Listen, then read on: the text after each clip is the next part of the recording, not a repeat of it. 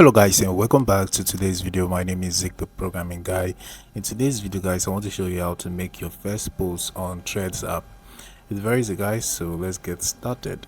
So this is my Thread account and this is actually my Thread feed. So if you want to make your first post on Thread, it's very easy. Like I said earlier, all you have to do guys is to click on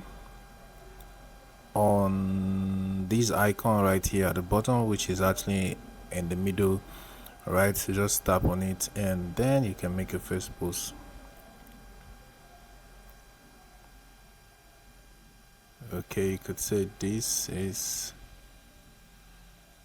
my first post. Right, once you're done with that, click on post and that will be posted for you. So guys, this is how you can actually do that. So if you want to view your post, head to your profile and you find it right there. If you want to go to your profile, by the way, click on the profile icon at the bottom right corner. Right, so you can go to your profile and see your post.